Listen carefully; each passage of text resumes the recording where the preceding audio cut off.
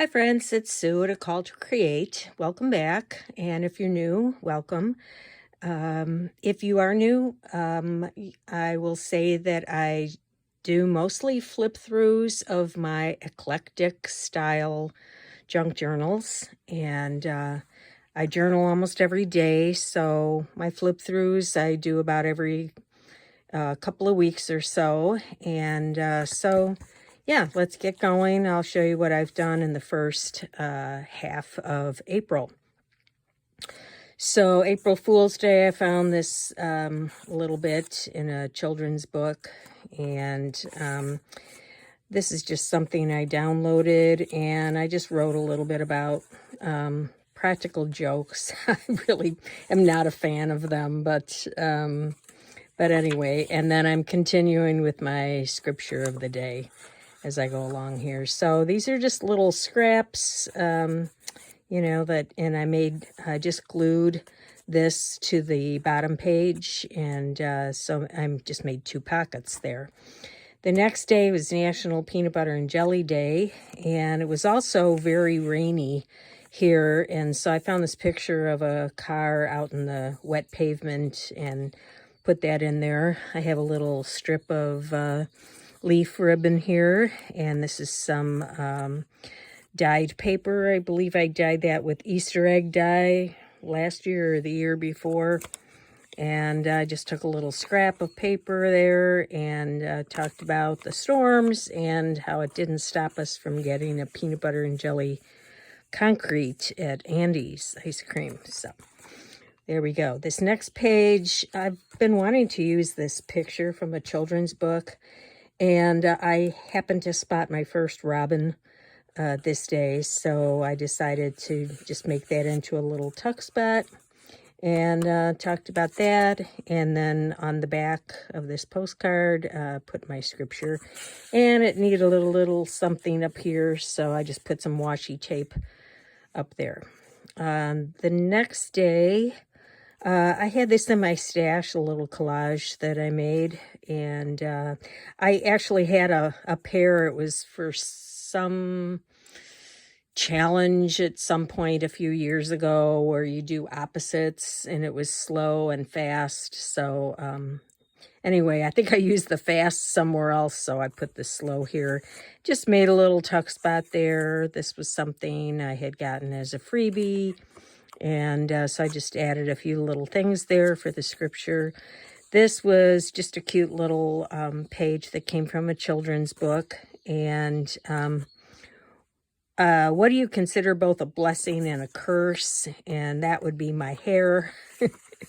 I have naturally curly hair, which was definitely a curse back in the 60s when everyone had straight hair parted in the middle, and yeah, that was a curse then. But now we have all these curly hair products on the market, and I'm learning how to care for it. I get a lot of compliments on it. So yeah, from day to day, it can be a bit of a curse, but mostly a blessing.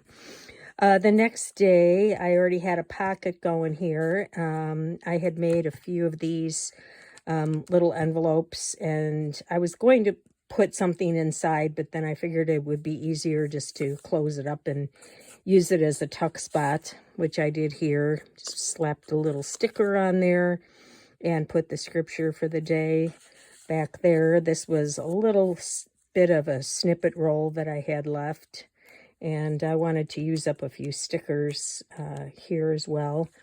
And then yeah, just talking about what I was doing that day. We went to an estate planning talk at the library. Fun. And then I met up with my great niece at the theater, and also my husband was with us, and we went to see The Chosen, one of the, I think it was the middle 3 episodes. If you're a fan of The Chosen, let me know, because we're huge fans here. Then we went to Panera's afterwards for dinner, so I just wrote a little bit about that. Here's a little more of a snippet roll that I used to make a belly band. And this was something I had in my stash from a children's book, and we've been putting out a lot of feed for the birds in the backyard, so I thought it was appropriate for that. And then just wrote about what I was doing that day.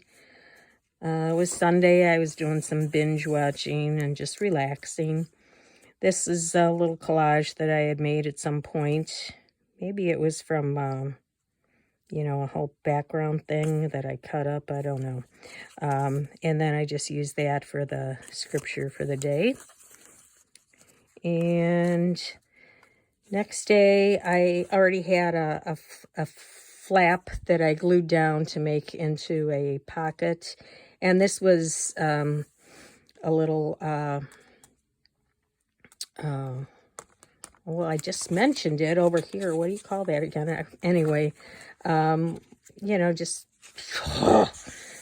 you know, and this was something I had in my stash. It was, you know, when you take a magazine and you find a picture in there, but then you just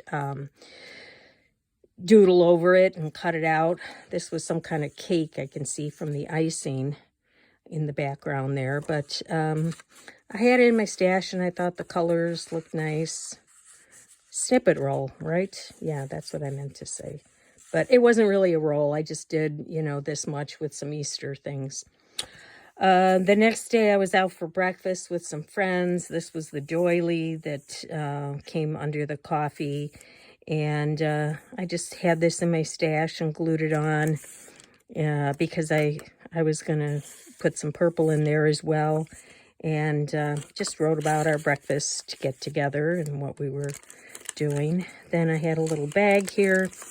On the 9th, I went out for lunch with some people. Actually, I've just been wanting to use this and put it in my journal. Again, it's from a children's book, The Three Little Pigs, and I just loved it. So I just backed it with some dyed avocado paper and wrote about our luncheon. And then this was just also something I've had in my stash that I've wanted to use, you know, just from a children's book. And I had a little more to write from the scripture of the day on there, so I thought that'd be a good size page to use. The next day is National Sibling Day, and I happen to have a picture on my phone of the 4 of us siblings. My sister has passed, and my other sister lives in Florida. We're in Illinois, my brother and I, so we don't get to see her very often anymore. So just kind of wrote a little bit about that. This particular day I had tried some, not avocado dyeing, what did I use? Red cabbage dyeing, and it comes out blue. But then I also did a little spraying through a stencil. But interesting enough, on this card, I dipped it in the water, you know, to turn it blue before spraying it. But then on the other side, it actually wound up, when it dried, coming out yellow. And this was the only thing that happened on. So I don't know why that was, but anyway, I'm going to grab my papers that I made because it was the first time I used red cabbage to dye. I think who was I watching? Natasha at Treasure Books. And so she had done some where you crumple up the paper and you get these variations of color. It's a little hard to write on this, but I found that I could scan them. And then they came out kind of dark when I scanned them. But I played with the tint a little bit and made them lighter. Actually had a little bit of purple on this one. And then these are the ones that I just kind of let air dry without crumpling them. And I did spray a little bit of yellow on there. I did spray a little bit of coffee. I wasn't too happy with these. But yeah, this one I wasn't happy at all with. Now, these are some that I baked, and they came out more purpley. I don't know if you can tell, but I have an aluminum foil pizza pan, and when you do it that way, you get little variations in the color. This came out with dark dots. Usually you get the light dots on the other side. This is a pizza pan that I have. Here we have the light dots and the dark dots on the other side. And yeah, these are just, you know, I don't know what happened here, but I like it. And yeah, so anyway, had a lot of fun with that. And with the colors, again, I wouldn't try it again with the sprays. I didn't care for the way that looked. But oh, and I did try to throw some down. This was a vinyl placemat. It was interesting. This one came up purplish. This one came out blue, even though they were right next to each other. So I don't know. But anyway, it was fun experimenting with that. And I really did like the shade of blue that I got. And so over here, I used this blue as a background and cut some things out from one of those Ideals magazines. It had a poem about spring. And so I just wrote a little bit on the back of what I was doing that day. This is where I scanned in the crumpled up paper so that I could write on the back of it.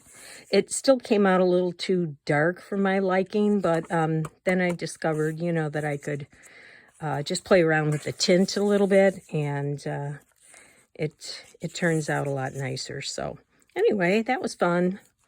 This next page, this is just a digital that I had purchased long ago. And so I decided to just glue that on, because this was just a plain lined paper, and I wanted to put something a little more interesting there. So I just made that a little pocket. I took a little collage piece here that I had in my stash, and I had I had a brown doily and a milk top, and this is just an image I was talking to a couple people on the phone that day, so I just decided to fill up the page a little bit with that image. Oh, stick that in there. The next day, my son and his kids came over. His wife had to work. We did kind of like a belated birthday for me. They were in Florida when my birthday came around, and then a couple days later they were supposed to come over, and he got sick. So so we had to put that off, but we kind of did a little, so a week before Easter, we did a little pre-Easter dinner with ham and the fixings and all that. And I made these little baskets. I don't know if you can see that. They're little baskets that I found on Pinterest. Well, a friend of mine told me about them. Theater boxes of candy, 4 of them, hot glued to a piece on the bottom, piece of cardboard on the bottom, and then a Nerds rope for the handle, and then just some grass and some eggs, and that was the first time I did that, and the kids really liked them.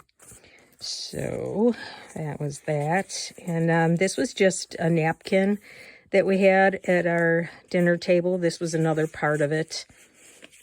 And so I just glued that on to make a pocket, and this was just some trim that I had.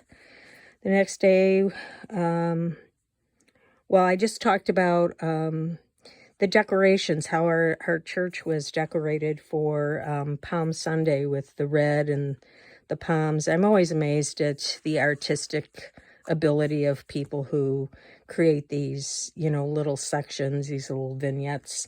We have a few little spots around our altar where we have places for little vignettes like this. And so I just snapped a picture and talked about how it really adds to our worship environment and how I appreciate that.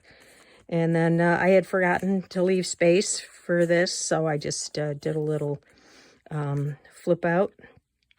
And then this was just a little scrap that I had in my stash, and it turned out to be the perfect size. This was some origami paper I had been gifted. And then, yeah, I just, have you ever had a prayer answered? yes, I have. And so I just wrote about that. So that's kind of it. That's where I left off. And you can just see the kinds of, this is an envelope coming up and a little flip out. I put this in here in case I decide I thought that might be a cute place to do something, but maybe not. Maybe I'll do it on the other side. And yeah, just, you know, the same kind of papers you've seen in the first half. And then this will be for the month of May, the papers that I've put in here. So there we go. That is where we are at this point. Again, this is just the kind of binding I'm using this time. I always do that in case I want to pull something out that I can, if I want to sew around. And, you know, I never wind up doing that. So I don't know if I should bother doing my binding that way or not, but it is an easy way of binding. So there you go. Thanks for coming along, and I'll see you next time.